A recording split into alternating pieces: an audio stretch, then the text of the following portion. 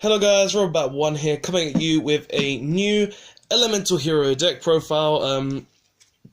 Finally able to get all the cards I needed to be able to make this deck profile, be able to get this deck profile done, ready, and I finally wanted to show you my updated hero deck profile. So I was able to get all the cards necessary to build this. I was able to get the Link monsters, I was able to get the additional cards from the new set, and I was able to create a build that I feel like is very good. So after the long-awaited updated hero profile that I've been trying to make for a while now, and been trying to test decks and been trying to make a good hero deck profile for the Link format, I finally came up with a build that I feel that is very, very good, and I hope you guys are going to like this build. It is my updated hero deck profile, and guys, I know this week I've been doing a lot of deck profile videos, but I've only been doing so many because I've had so many opportunities to do deck profiles, and I couldn't pass up another opportunity to make my Elemental Hero deck profile because I've just been putting it on the back burner for so long. So I'm sorry for so many deck profiles this week, you guys, but don't worry, next week we'll be getting back onto our duel videos, onto our discussions, all of that stuff, because I've finally been able to just get all I need to finish my hero deck profile, plus with the Brotherhood Regional and my mate Jamie giving me his 12th place stun deck profile or border patrol deck profile. I really just wanted to get all those deck profiles out, and today I finally finished my hero deck profile, so I've wanted to do this. And guys, just to let you know, I have put many hours into this deck. I've been putting testing, I've been putting knowledge into it, I've even been putting new cards into it just to see how well it can do. And honestly, guys, I feel like this is the best iteration of heroes I have made yet. So, for all you guys out there who are wondering, this is the new hero deck profile. This will be the updated version of the last one. And this is a polymerization built version. So, this does have the actual elemental heroes in the extra deck as well. Even though all the cards in it aren't pure elemental hero. But yeah, guys, let's get into the deck profile because I want to show you guys this new Elemental Hero deck profile of mine, and it's just been so long. So let's get right into this hero deck profile, guys, because I just want to show you it and give you my reasonings for why I play stuff. Okay, guys, so starting off with free Shadow Mist. You have to play. Shadow Mist is a necessary up free most of the times. You're always going to be playing free of this if it's at the number 3 in the outside the ban list. He is your searcher for everything. He searches your marsh changes. He searches any of your hero monsters. You have to play this guy at free if you can. But in this build, guys, you only really need 2 of him. Just saying, you only play the 3rd because he's an additional extender, just for later on in the game. So you only need really 2 Shadow Mist to play this build, but you play the 3rd because he's an extender and he searches anything you really want. So free Shadow Mist just because it's Shadow Mist, pure reasons. We also play 2 Elemental Hero Bubble Man. Now, I cut Elemental Hero Bubble Man down to 2 because I felt like 3 was too much. I felt like because of the iteration of hand traps into the deck, I kind of needed to change the build slightly, and I felt like because Bubble Man needed no cards in hand to actually summon itself, I decided to take out 1 Bubble Man just because the amount of hand traps you actually play now, which is more than you always used to play, and the amount you could actually discard really easy. I decided to take out Bubble Man just because take out a Bubble Man just because it felt like the right move, just so you could balance out the deck with just Bubble Mans and hand traps in general. So I wanted to put Bubble Man down to 2 just because it felt like, because of the iteration of hand traps into the deck, 3 Bubble Man would have been way too much and you wouldn't have been able to get its effect off as consistently as you wanted. So I generally feel like 2 Bubble Man is the right number to play now over 3. So 2 Bubble Man. For the last actual Elemental Hero we play, though, it's 1 non-honest. We play 1 honest Neos because it's a 25 booster. It gives boosts to every hero in your deck, be it your Dark Lords, be it your Shinings, be it your Destiny heroes as well. Be it any hero in the game, and this can give a boost to it. So definitely worth playing at 1 just because he's the booster, and being an Honest in general is always good in the game. So 1 Honest Neos just because he's the booster of the deck and he gives protection. Next we play 3 Destiny Hero Malicious. You have to play 3 Destiny Hero Malicious now just because he is your Link's play. He's basically the extender in the deck that allows you to go into your Assault and into your Skull Deets, or even your Borreloads. He allows you to just go into your turn 1 plays a lot easier than you would expect, and he's the guy who allows you to just go through your deck really quickly. And essentially, in this deck, if you draw more than 1, you're kind of sad. But even still, you have ways to get rid of it through other cards in the deck. So you don't really care if you do draw it. But 3 Destiny Hero Malicious, just because he is your Link extender. He gives you many combos in the deck thanks to it, and without him, the deck wouldn't be as powerful as it is now thanks to the Link format. The Link era really did take away a lot of power from this deck, guys, which is why you haven't seen an updated deck profile for this recently. Next, we play 2 Vision Hero Vion. He is your main combo piece in the deck. He allows you to just get your whole Link combo started. He allows you to go through your combos very quickly. He allows you to get to your combos really quickly. And he just in general allows you to play the game really easy. Essentially what he does is, he's also kind of like a Stratos in your deck, because you can use this guy's effect to send Shadow Mist to graveyard. Shadow Mist effect will then search your Bubble Man, and then you can just special Bubble Man, have a free rank 4. But the common play you're doing is Vion send Shadow Mist, add Malicious, add Vion effect, add Poly. That's the common play you're doing. This then going into all of your Link plays through fusions and other extenders. But he is the main piece in your deck, guys. I understand 3 of him would be better, but with the amount of space in the deck and how I wanted to keep the monster count as low as I possibly could, I felt like 2 was the right number, and he is very searchable through 4 different cards, so 2 is enough. So I felt like 2 Vion, just because he's your combo extender and he's very good in that respect.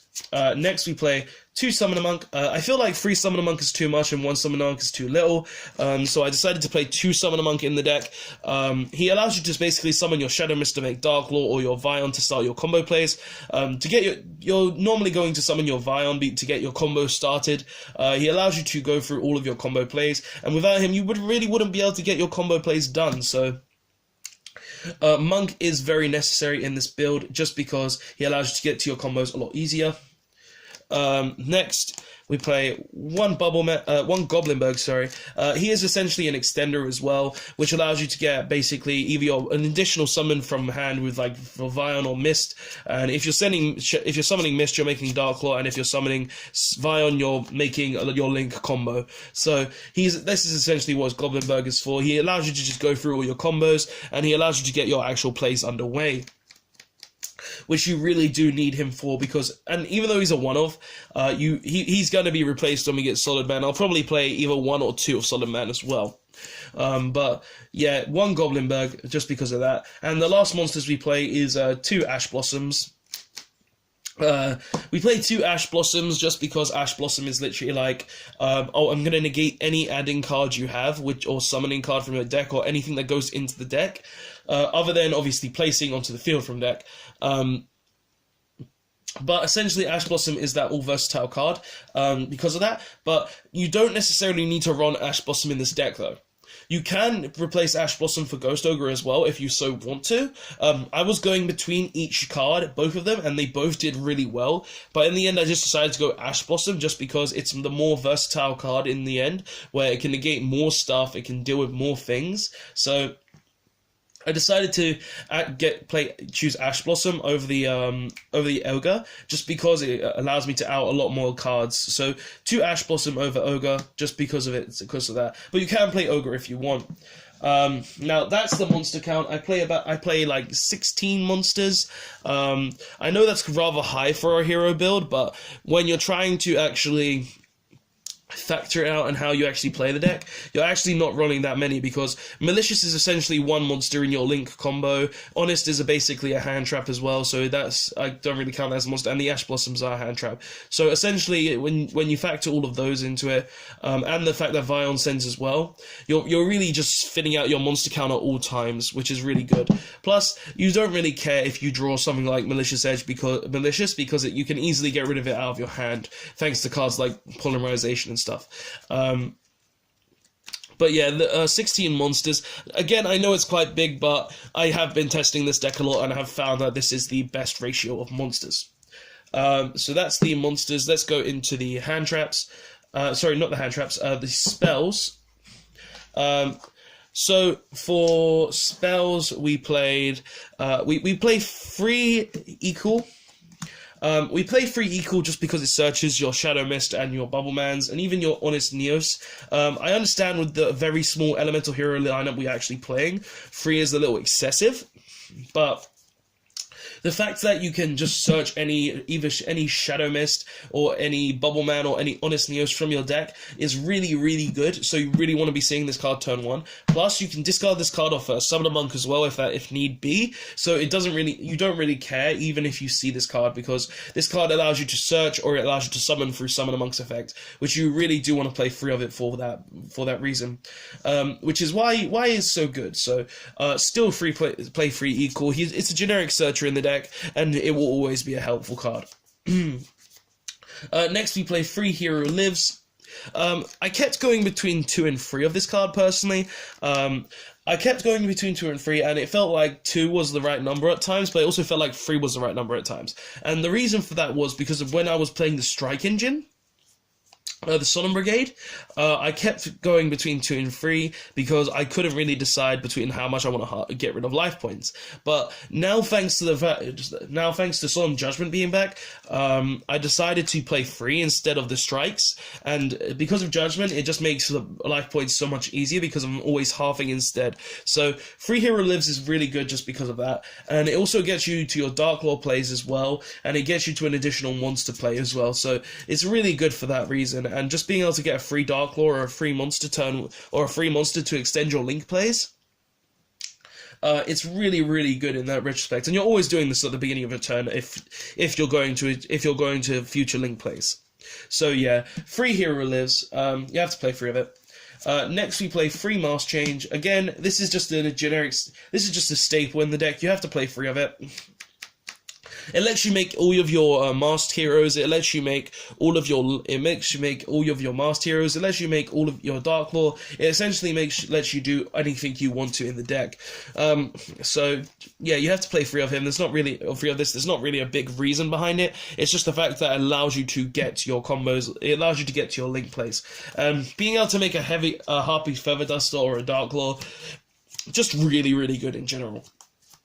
Next, we play 2 Cosmic Cyclone. I kept going between Cosmic Cyclone and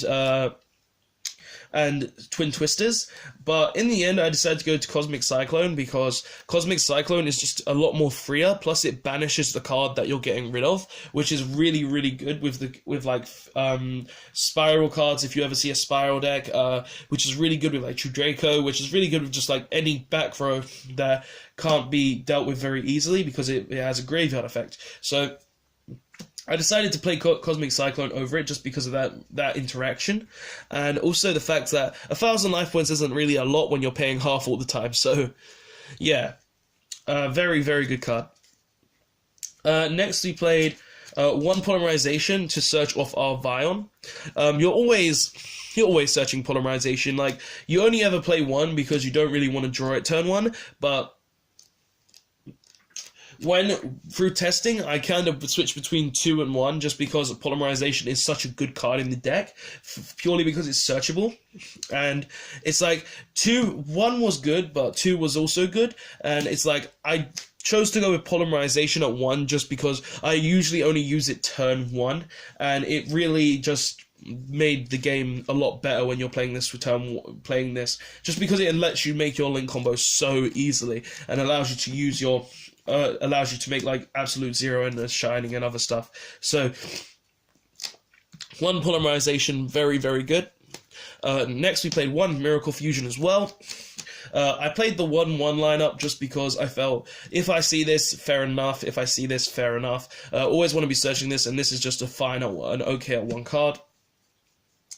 Never really, like, if you see it, you're going for game. If you don't, you don't really care, because you're either going to make a board that stuns your opponent, or you're going to make a board that kills your opponent. That's really what this deck does, and I feel like thanks to Miracle Fusion and all of this, this card is just fine at 1. You don't really need to play more than 1. We also play 1 more search card, which is Reinforcements of the Army. Yeah, searches any warrior in the deck, really necessary to play at 1. Not really going to go into big detail on this because it just searches every rank level 4 or lower warrior. Goblinberg, Vion, Shadow Mist, everything. 1 Monster Reborn as well. We play 1 Monster Reborn because it's Monster Reborn. It searches summons from either player's graveyard. There's no real reason not to play Monster Reborn. Being able to summon your Shadow Mist back from the graveyard and then gain a Search and Mars change, really good. Being able to summon any Link monster from your graveyard, really good. There's no real reason why you shouldn't play Monster Reborn at 1 in any deck. So, other than Pendulum decks, of course, but yeah, 1 Monster Reborn. Also, 1 Raigeki. I have to play Raigeki at all times in my decks. It's my signature Rob Geki card. Outside of real life, I'm called Rob Geki. Outside of YouTube, but have to play the Raigeki. It's literally one of the best spell cards in the game. Being able to clear opponents' entire boards for free, entire monster zones for free, is really, really good. And just for that, it allows you to OTK so much easier. That's all the spells. We're playing like 16 spells in the deck. We're not playing a huge lineup, I know, but 16 is more than enough in my opinion. So we play 16 spell cards.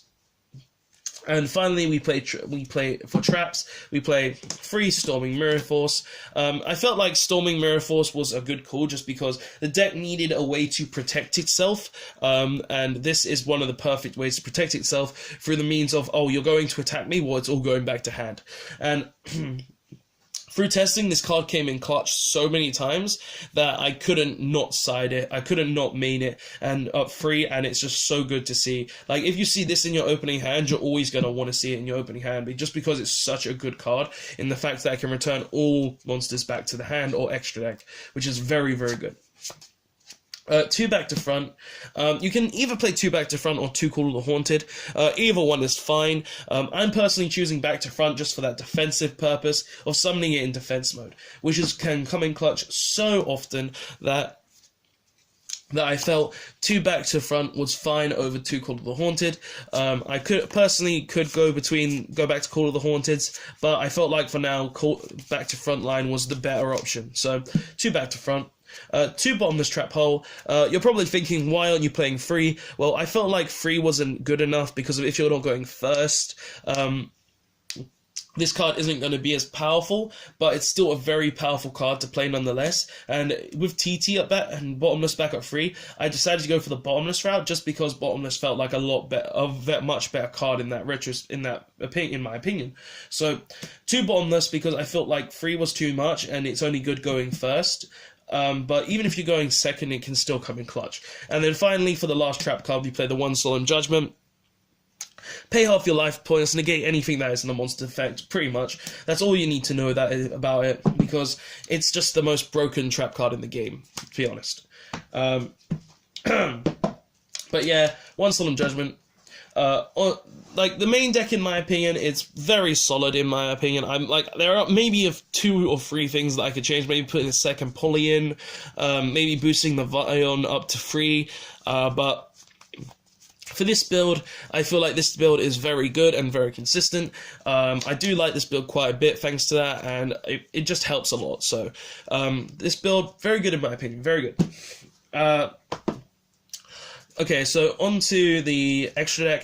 For starters, we played 2 Darklaw. I felt like 3 was too much and 1 was too little, so I decided to play 2 Darklaw.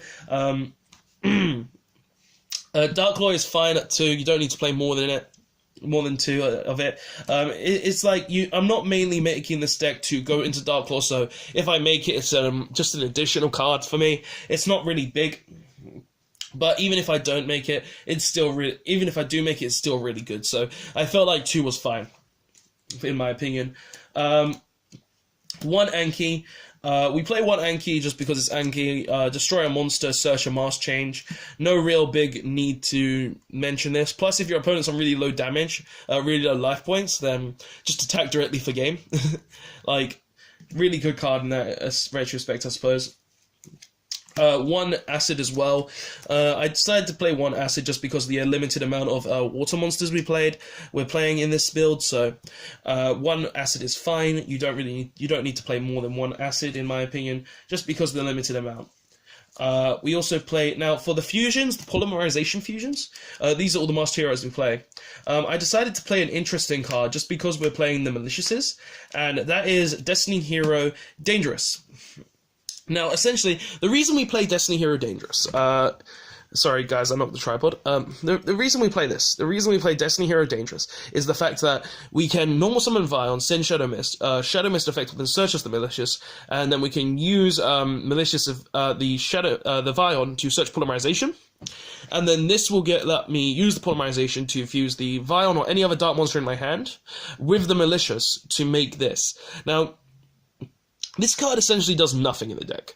It's not really anything good, but this card does allow me to thin my deck a lot more turn 1. And I felt like every game where I made this, I was just able to go a lot further. And because of that, it was just really good. And also, this card can be summoned off back to front as well, which means you can just make a free 26 butt on your board if you ever need to care about that. So I felt like because of this card, it is just really free in the deck, only needing 1 Destiny Hero and 1 Dark monster, Dark Effect monster, that I really felt like this was a good option to play out of all of the fusions. So I felt like Destiny Hero Dangerous was definitely a very good option to put in this deck, just because it's a very good option to fusion summon into. So 1 Destiny Hero Dangerous just for combo extenders. Next we play 1 Absolute Zero just because it nukes boards. Also, it's the lovely matte design, and it's a hero deck, so I'm going to play it. Just being able to like nuke your opponent's entire board with a single mask change is really good. So yeah, Absolute Zero is definitely a good option. We also played 1 Shining for those games where we Miracle Fusion, we've banished a ton of heroes. Like, I think the biggest I've ever had this in this deck is like 3,800, I believe. Maybe a bit bigger. But the Shining just enables you big monster on board, and if it leaves the field, you get to recycle some of your banished heroes, so that's always really, really nice. That's all the fusions we played. I decided to play these because they were like really nice. I went like 4-3 just because 3 fusion heroes, because we only play 1 Miracle Fusion and we only play 1 Polymerization, so you don't really need to play a lot. And the Masked Heroes, I never see myself going into them all the time, so that's the right number in my opinion.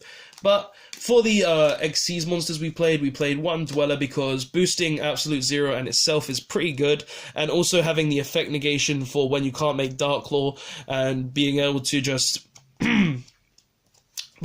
say no to Light Swan players or any other kind of deck that uses the graveyard is really, really nice. So 1 Dweller was really good. 1 Babushka because it's a Floodgate. I'm not really going to explain a Floodgate monster, just turning everything into defense mode. He's really, really good in that respect. 1 Tornado Dragon as well. Playing 1 Tornado Dragon just because Destroy Back Row is really nice as well. And also, if you've got a Scaldi on board, this allows you to... this basically makes a 24 beat stick as well. That's all the Xyz we played. I know I'm not playing a lot of Xyz. Like, I suppose, like, if I was to ever change the Xyz matchup, I suppose I could put, like, maybe a Heroic Challenger in there or a Utopia package. But while testing, like, I couldn't really fit the Utopia package in, and I didn't really have any other options to put in. Like, I could probably play the Dark Rebellion as well, if I really need to, but I never see myself making it, and I never see myself using it, just because this deck is mainly a Link build and a Fusion build, so the Xyz monsters are just additions, in my opinion. You don't really need them. But yeah, for Link Monsters, we play one Underclock Taker. This is basically just because when you have a Summoner Monk on board and you can't really get anything else, you just make this and it allows you to summon into its down arrow. There's no real other reason for it. I guess this additional effect to decrease attack can come in handy at times, which I admit is alright, but it's outside of that, it's just a down arrow for me. I don't really play it for any other reason. One Isolde. I played one Isolde just because I felt like 2 was too many. Like, I was testing 2 to begin with, then I put Underclock Taker in over the second one, just because I kept finding option times when I couldn't make it. So, but in general, being able to just search a free hero card is really, really good, and that, in my opinion, was worth the risk of playing this at one. So, this card also having 2 down pointing arrows helps a lot in that retrospect as well. Just because of it gives you a search and has 2 down pointing arrows is very, very good. Like, this card is one of the reasons why I can play heroes again, and I'm very thankful for that. Next we play one Decode Talker. I felt like having a Link 3 in the deck was necessary, and this was the best one in my opinion. So that's really the only reason why I play this at 1. It's just having a Link 3 in the deck, and it comes up sometimes. Next we played one Saruja. You're not always resolving the draw 4 effect, but you don't really play it for the draw 4 effect. You play it for the special summon effect. Essentially, what you want to do with this card is you want to get the additional summon effect, so you're able to just completely gain an additional summon. Like, say you open Golenberg, Vion, if you can get this into its additional summon effect, and you've got a Shadow Mist in hand, then you're able to summon that Shadow Mist, have a Saruja with a 27 Darklaw, and that's just really powerful in my opinion, just because having a 27 Darklaw is very good in general. Plus, you can also add an Honest Neos to make that 27 Darklaw a 52 Darklaw, which is just so powerful in my opinion, and because of that, I really just like Saruja for its special summon effect, which is one of the main reasons why I'm playing it. And finally, we play one Borolo Dragon because it's Borolo Dragon. Being able to take your opponent's monsters is very good in the game, and being able to decrease them without any risk of your opponent chaining to it, just very, very good in my opinion, and that's the main reason why I'm playing it. So, yeah guys, that's the end of the deck profile. I've put a lot of work into this profile, thinking of ways I can play it, combos and stuff. I will do a duel video of it soon. Like, I plan on doing maybe a friendly duel at locals on camera, just because I want to show you guys what this deck can actually do with its power. But yeah, guys, that's the video. I do plan on doing a duel video next week or some point in some time close in the future with this deck, and I hope you guys did actually enjoy this video, because I do enjoy heroes a lot, and I hope you guys took some inspiration from this Elemental Hero / Destiny Hero / Vision Hero deck profile.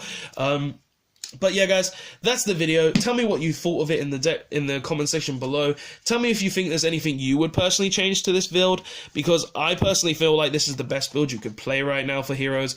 Like, I know the Brotherhood Regional someone played Dino Heroes, but I'm talking about just pure heroes in general. So yeah, guys, this is the deck profile. Tell me what you personally think of it in the comment section below. If you liked this video, tell me, press the like button as well, so you can show that you liked the video. If you want to see more videos like this, also press the like button, just so you can, show me that you want to see more deck profiles. Also, if you guys enjoyed this video and want to see more Yu-Gi-Oh videos from me, press the subscription button so you can see more future Yu-Gi-Oh videos in your subscription box. And if you want to be notified of those future Yu-Gi-Oh videos, press the notification button to be notified of those future Yu-Gi-Oh videos. But yeah, guys, that's the video. Tell me what you think of my Elemental Hero deck profile in the comment section below again. Any changes, tell me. Anything you don't like, tell me, and I'll personally try things. Like, if you think there's something different I can do that's better, tell me, I'll do it. But yeah, guys, that's the video. Don't forget to like, comment, and subscribe again, and I'll see you guys next time. Thanks for watching. Remember that one? Signing out. I love heroes, guys. See you next time.